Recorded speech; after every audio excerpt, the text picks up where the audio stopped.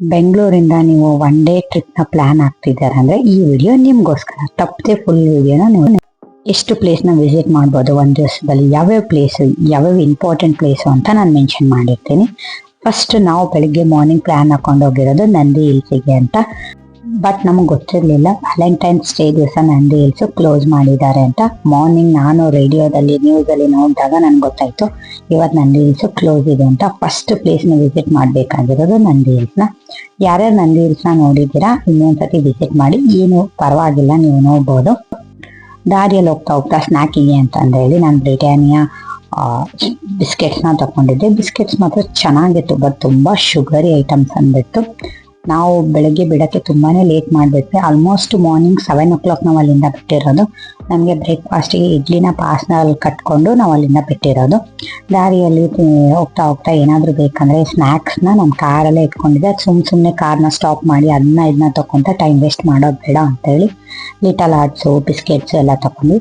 ನಾವು first place visit ಮಾಡಿರೋದು ದೇವನಹಳ್ಳಿಯಲ್ಲಿರೋ Jain temple ಮಾತ್ರ ಅದ್ಭುತವಾಗಿದೆ. ಟೆಂಪಲ್ ಮಸ್ಟ್ ವಿಸಿಟ್ ಅಂತಾನೆ ಹೇಳ್ಬೋದು. ಬಟ್ ಇಲ್ಲಿ ಏನಂದ್ರೆ ಒಂದು ಕಂಡೀಷನ್, ನೀವು ಹೊರಗಡೆ ಫುಡ್ನ ಇಲ್ಲಿ ಒಳಗಡೆ ತಗೊಂಡು ಹೋಗಂಗಿಲ್ಲ. ಮೀನ್ಸ್ ನಾವು ಮಾರ್ನಿಂಗ್ ಇಡ್ಲಿ ತಂದಿದ್ವಿ, ನಾವು ಇಲ್ಲೇ ತಿನ್ಕೊಳ್ಳೋಣ ಅನ್ಕೊಂಡ್ರೆ ಅವರು ಇಲ್ಲ ಅಲಾವಿಲ್ಲ, ಇದರಲ್ಲಿ ಮೀನ್ಸ್ ಈರುಳ್ಳಿ ಬೆಳ್ಳುಳ್ಳಿ ಎಲ್ಲ ಹಾಕಿರ್ತಾರೆ, ಅದು ನಮ್ಮ ಜೈನಿಸಮ್ ಅಲ್ಲಿ ತಿನ್ನಲ್ಲ, ನೀವು ತಿನ್ಬೇಡಿ ಅಂತ ಹೇಳಿದ್ರು ನಮಗೆ.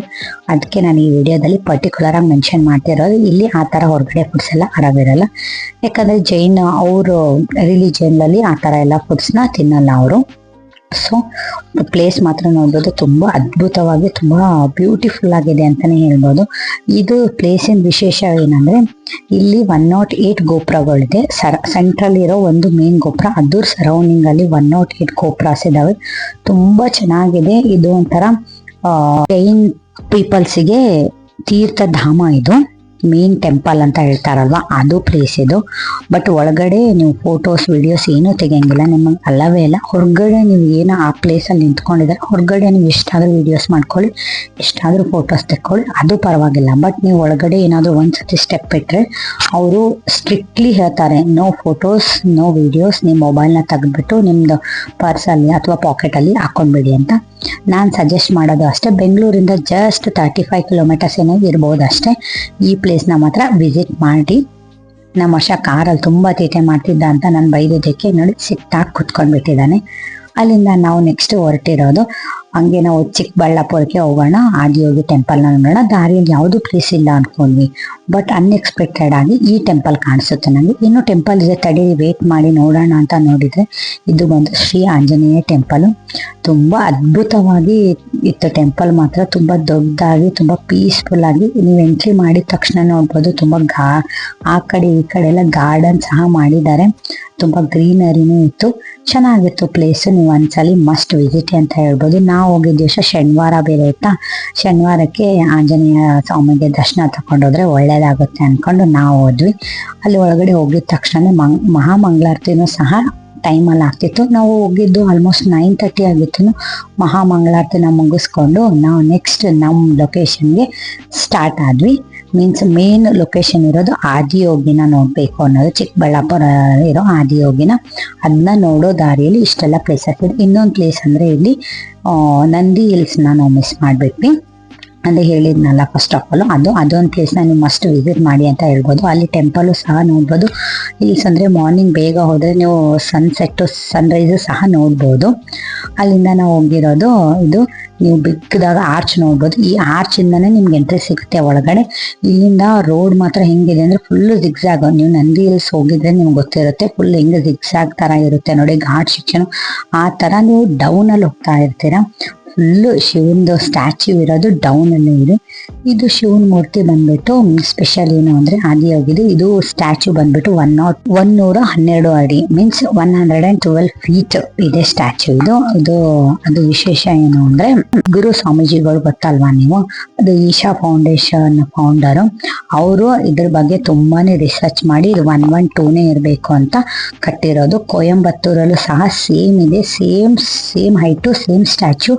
ಅಲ್ಲಿ ಇನ್ನೊಂದು ಸ್ವಲ್ಪ ಫೌಂಡೇಶನ್ ತುಂಬಾ ದೊಡ್ಡದಾಗಿದೆ, ಇಲ್ಲೂ ಆ ತರ ಮಾಡ್ತಾರೆ ನೆಕ್ಸ್ಟ್ ಅನ್ಕೋಬಹುದು.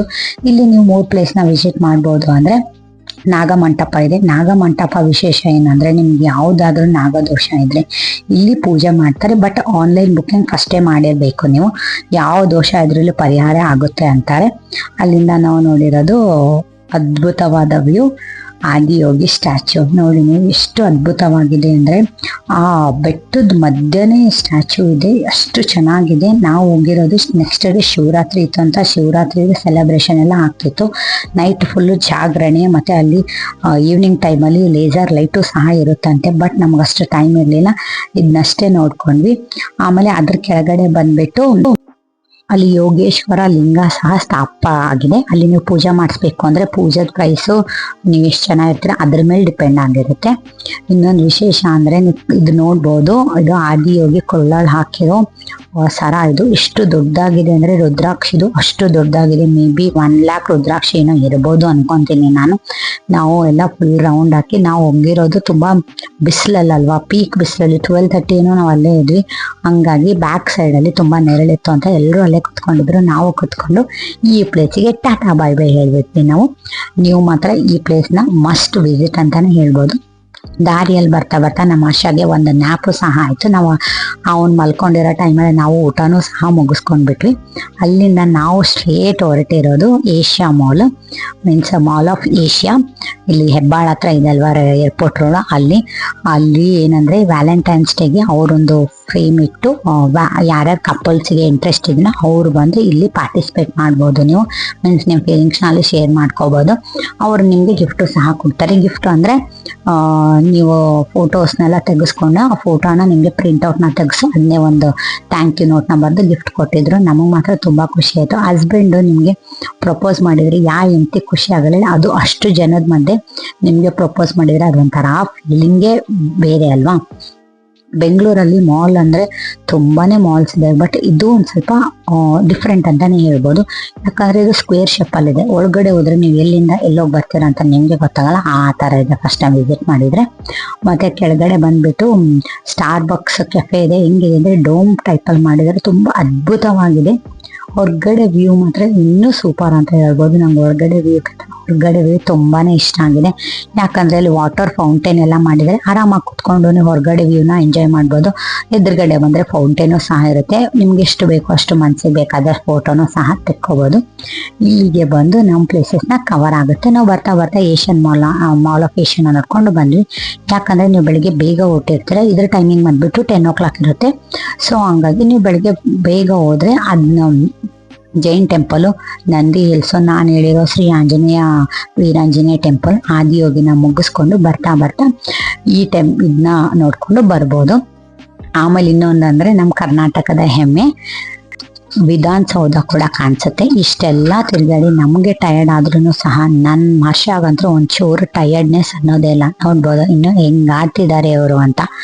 ಅಲ್ಲಿಂದ ನನ್ನ ಫೇವ್ರೆಟ್ ಪ್ಲೇಸ್ ವಡಾಪಾವನ ತಿನ್ನಕ್ ಹೋದ್ವಿ. ನಿಮಗೇನಾದ್ರೂ ವಿಡಿಯೋನ ಇಷ್ಟ ಆದ್ರೆ ಚಾನಲ್ನ ಸಬ್ಸ್ಕ್ರೈಬ್ ಮಾಡಿ.